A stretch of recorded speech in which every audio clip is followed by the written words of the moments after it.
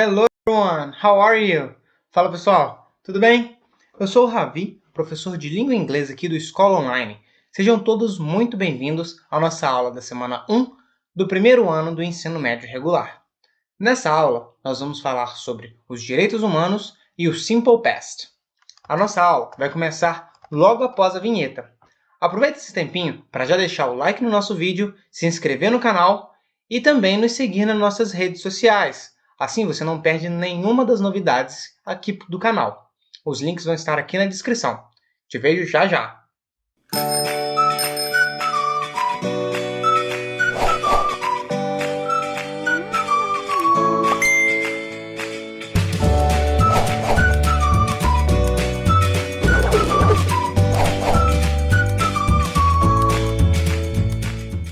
E aí?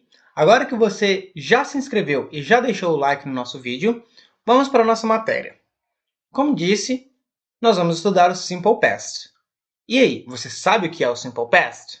Bom, como você pode ver no nosso slide, o Simple Past é um tempo verbal do inglês que fala sobre o passado. E o que isso quer dizer? Quer dizer que todas as vezes que nós vamos falar sobre alguma coisa que já aconteceu, ou seja uma ação, um momento, nós podemos utilizar o Simple Past. E para isso, para fazermos uma frase no passado, existem algumas ferramentas que nós podemos usar. E elas são essas que estão dispostas aqui no nosso slide. Vamos dar uma olhada. A primeira delas são as terminações dos verbos, ou seja, os verbos regulares. São aqueles que terminam em ed. Vocês provavelmente já chegaram a ver algum deles em algum momento. Por exemplo, nós temos ali o verbo work, que é trabalhar. E se eu quero falar que isso já aconteceu, que eu trabalhei, por exemplo, eu vou ter que colocar ed no final dele. Ou seja, ao invés de work, vai ficar worked. A mesma coisa acontece com o verbo talk, que é falar. Para eu colocar no passado, eu vou colocar talked, ou seja, eu adiciono ed no final desse verbo. Esses são verbos regulares. Já os verbos irregulares são aqueles que se alteram de alguma forma ao serem passados para o passado. Eles podem alterar na forma de serem escritos, falados ou mesmo os dois, certo?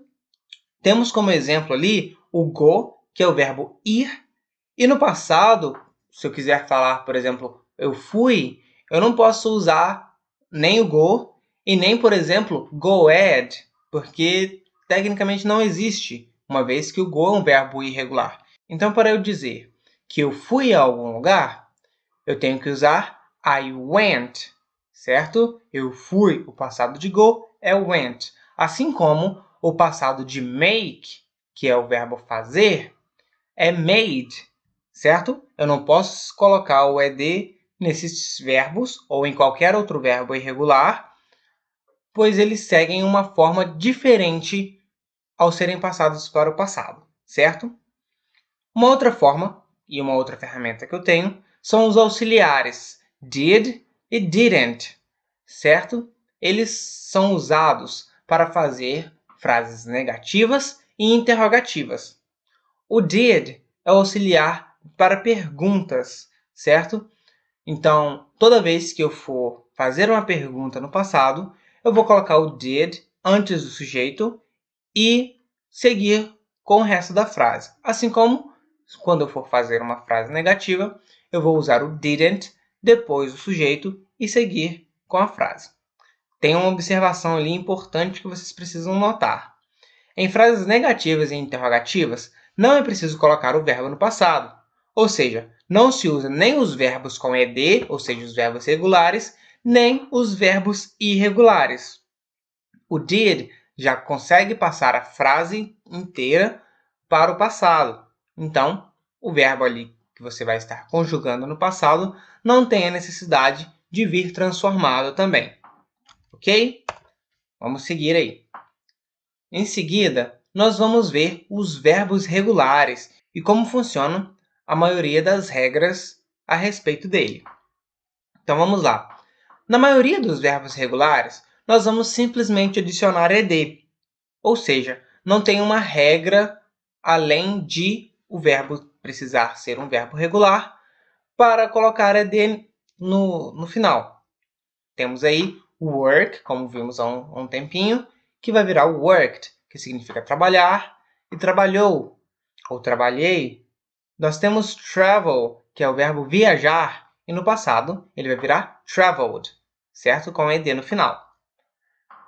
Em alguns verbos que terminam com e, como são exemplos ali dance e create, nós vamos apenas adicionar o d no final, uma vez que tanto dance quanto create são verbos regulares, mas terminam com e. Então, eu apenas tenho de adicionar um d. E dance, que é dançar, vai virar danced, e create, que é criar, vai virar created. Ok? Em verbos terminados em CVC, ou seja, consoante, vogal, consoante, nós teremos de dobrar a última letra do verbo e daí colocaremos o ed. Mas espera, o que é esse consoante, vogal, consoante? Bom, se vocês derem uma olhada ali no exemplo, nós temos as palavras stop e plan. Stop é o verbo parar. E se vocês se atentar às últimas 3 letras desse verbo, vocês vão perceber que temos o T, que é uma consoante, o O, que é uma vogal, e o P, que é uma outra consoante.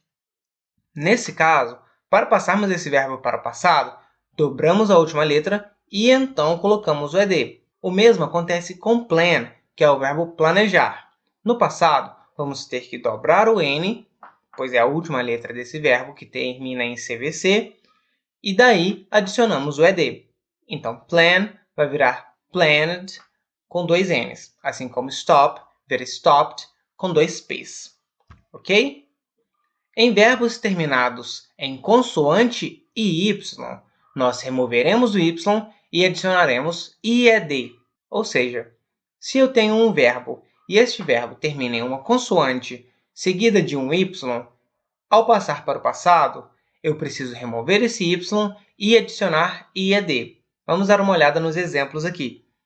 Nós temos study, que é o verbo estudar, e ele termina em uma consoante, que é o d, e o y. Ou seja, ao passar ele para o passado, eu substituo o y por i e adiciono ed. Então, study vai ficar studied. O mesmo acontece com o verbo try, que é o verbo tentar. Ao passá-lo para o passado, ele vai se transformar em tried, certo? Tentar, tentei, tentou. Tem uma observação importante ali embaixo. O verbo play também termina em y, mas ele não segue exatamente as mesmas regras dessa questão, pois ele não termina em uma consoante y, mas sim em uma vogal y. Então, o que acontece? Se ele não se encaixa nessa regra, tudo o que me resta fazer é voltar para a regra principal de apenas adicionar ed. Então, play vai se tornar played, sendo um verbo regular, mas não removendo o y, apenas adicionando ed, uma vez que ele não termina com consoante y, como study e try. Certo? Vamos lá. Aqui nós temos as fórmulas utilizadas para criar frases no Simple Past. Então, a primeira coisa que eu preciso observar é que em frases afirmativas nós usaremos primeiro o sujeito. Para quem não lembra, o sujeito é aquela palavrinha que remete a quem está produzindo a ação da frase. Por exemplo, eu, tu, ele, nós, eles, certo? No inglês nós temos aqueles famosos que vocês provavelmente já ouviram falar. I, you, he, she, it, we e they, que são eu, você, ele, ela, objeto ou animais, nós e eles, ok? Então, nós temos o sujeito, nós vamos ter logo em seguida o verbo com ed, em casos de verbos regulares, ou o verbo irregular, e o complemento da frase. Então, vamos dar uma olhada num exemplo. Nós temos logo embaixo. I worked in a school for 10 years. I worked in a school for 10 years. Então, eu trabalhei em uma escola por 10 anos. Nós temos ali o work, que é um verbo regular, e ao ser passado para o passado em uma frase afirmativa, eu adicionei o ed no final desse verbo. Já em frases negativas, eu vou seguir mais ou menos uma ordem parecida. Eu vou colocar o sujeito, mas logo em seguida eu vou precisar colocar o didn't, que é o auxiliar negativo do passado, certo? Após adicionar o didn't, eu vou adicionar o verbo, mas dessa vez sem nenhuma alteração, ou seja, o verbo não vai vir nem com ed e nem transformado em verbo irregular. E assim eu completo com o complemento, com o resto da frase. Vamos transformar aquela minha frase ali em cima em uma negativa. Então, I worked in a school for 10 years. Na negativa vai ficar I, que é o sujeito, didn't, que é o auxiliar negativo, e o work, que é o verbo trabalhar. Mas ele não veio worked, certo? Ele não veio com ed, porque nessa frase eu já tenho o didn't para me mostrar que essa frase está no passado. A mesma coisa vai acontecer ali na interrogativa. O que acontece é que eu tenho que inverter a ordem ali. Ao invés de eu começar com o sujeito, eu vou começar com did, que é o auxiliar, né, do passado. Logo em seguida vem o sujeito, daí o verbo principal também, sem alterações, e o resto da frase. Olha só. Did, auxiliar, you, sujeito, work in a school for 10 years? Did you work in a school for 10 years? Você trabalhou em uma escola por 10 anos? E essa é a formulazinha para a gente conseguir fazer uma frase no Simple Past, usando tudo aí que é necessário a gente saber. Certo? Então, vamos dar uma olhada em umas frases com verbos regulares. Então, ó, Alice traveled to Rio de Janeiro last year. Alice traveled to Rio de Janeiro last year. Então, a Alice viajou para o Rio de Janeiro no ano passado. Essa aí foi uma frase afirmativa. E aí eu tive que colocar ali o ed no verbo travel, que é viajar. Então, ao invés de eu falar que ela viajar, né? Eu tenho que falar que ela viajou. Então, eu coloco o ed. Mas eu quero falar que isso não aconteceu. Eu quero colocar essa frase numa negativa. Então, eu quero falar que ela não viajou para o Rio ano passado. Então, o que eu vou fazer? Eu vou remover o ed do verbo principal e adicionar o auxiliar da negativa do passado, que é didn't. Então, Alice didn't travel to Rio de Janeiro last year. E se eu for perguntar se ela fez isso? Então, eu troco a ordem do sujeito com o auxiliar, o verbo vem normal, ou seja, sem nenhuma alteração para o passado, e continua a frase. Did Alice travel to Rio de Janeiro last year? Alice viajou para o Rio de Janeiro ano passado? Certo? E aí fica uma pergunta. Vamos dar uma olhada em mais uma. Arthur played soccer with his friends yesterday. Arthur played soccer with his friends yesterday. Então, o Arthur jogou futebol com os amigos dele ontem. E se eu quiser falar que isso não aconteceu, eu vou seguir o mesmo padrão. Então, Arthur didn't play soccer with his friends yesterday. O Arthur não jogou futebol com os amigos dele ontem. E se eu quiser perguntar, de novo, eu vou trocar a ordem do sujeito com o auxiliar. Did Arthur play soccer with his friends yesterday? E atente-se ali para não colocar ed ou qualquer alteração no verbo nas frases negativas e interrogativas. Num outro exemplo aqui, ó, Anna talked to Jennifer about her new job. Anna talked to Jennifer about her new job. Então, a Ana falou com a Jennifer sobre o trabalho novo dela. Se eu quiser falar que isso não aconteceu, que a Ana não fez isso, eu vou falar Anna didn't talk to Jennifer about her new job. E se eu quiser perguntar, Did Anna talk to Jennifer about her new job? E é uma pergunta, ok? Agora, nós vamos dar uma olhada em algumas frases com verbos irregulares, ou seja, aqueles que mudam. Lembram? Aqueles que quando eu passo para o passado, eu não posso simplesmente colocar ed, eles mudam de alguma forma. Então, ó, Amy and Josh, que são duas pessoas, went to school together. Amy and Josh went to school together. Então, eu estou falando que a Amy e o Josh foram à escola juntos. Se eu quiser falar que isso não aconteceu, eu vou seguir uma regrinha parecida, que eu vou colocar o didn't, o verbo vai voltar para o presente e eu continuo com a frase. Então, ó, Amy and Josh didn't go to school together. Então, a Amy e o Josh não foram para a escola juntos. Lembrando ali que eu transformei o went, que é o go no passado, em go de novo, por causa do auxiliar ali, que ele já mostra que a frase está no passado. Então, eu não preciso passar para o passado duas vezes. E eu posso perguntar também, Did Amy and Josh go to school together? A Amy e o Josh foram para a escola juntos? Ok? Mais uma aí. You drank a cup of coffee this morning. You drank a cup of coffee this morning. Você bebeu uma xícara de café hoje de manhã. Porque o drank é o passado de drink. Vocês também provavelmente já ouviram falar. E se eu quiser negar? Se eu quiser falar que você não bebeu uma xícara de café hoje de manhã? Então eu vou falar You didn't drink a cup of coffee this morning. E se eu quiser perguntar Did you drink a cup of coffee this morning? Você bebeu uma xícara de café hoje de manhã? Certo, pessoal? Então, vamos aí para as nossas questions. Isso daí foi o que eu tinha para explicar para vocês sobre o Simple Past. E aí no pad de vocês têm alguns exercícios. E começa com esse quadro. Nesse quadro, nós temos várias questões referentes aos direitos humanos. Aqui nessas imagens, nós temos vários símbolos, vários círculos, onde mostram alguns desenhos e embaixo tem algumas descrições. Esse quadro se refere aos direitos básicos de todos os humanos no nosso planeta, certo? Então, nós temos ali liberdade e igualdade, direito à vida, liberdade e segurança.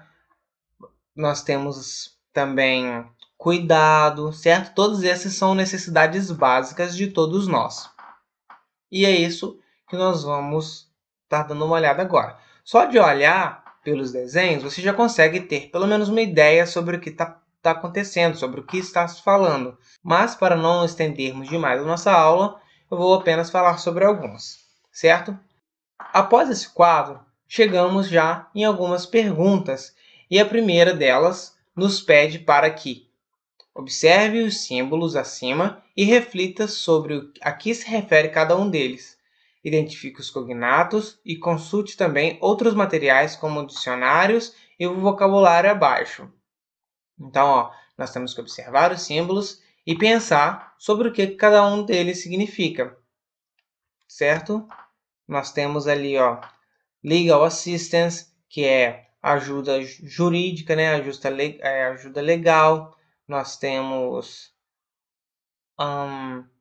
segurança social.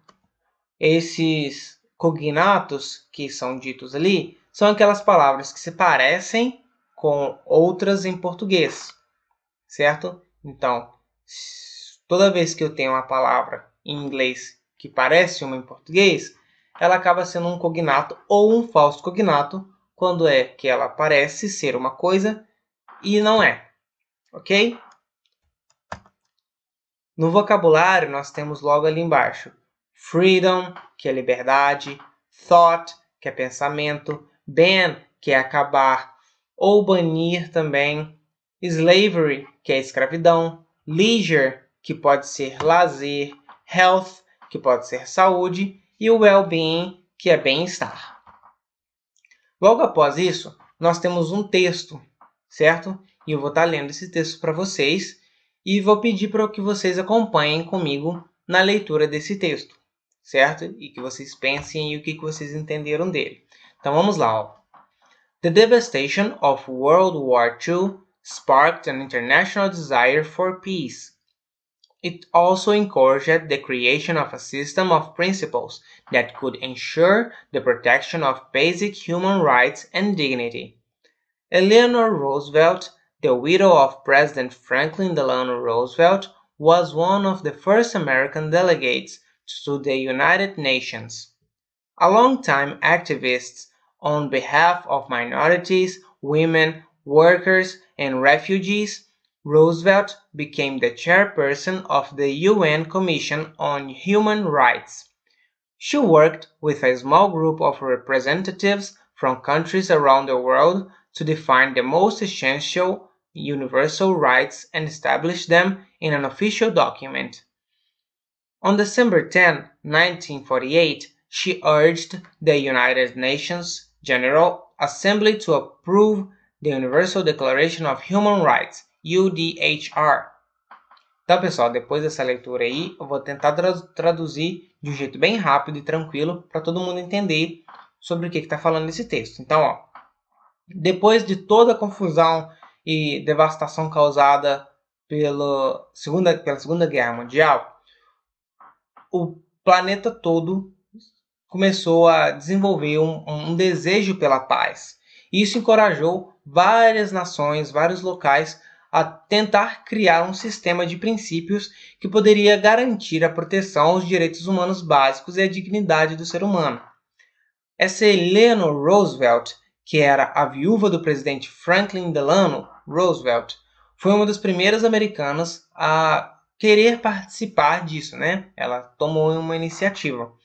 Ela era uma ativista que defendia as causas das minorias, das mulheres, dos trabalhadores e dos refugiados. Ela se tornou a presidente da Comissão dos Direitos Humanos. Ela trabalhou com um pequeno grupo de vários países ao redor do mundo para criar um documento, que é o que foi chamado de...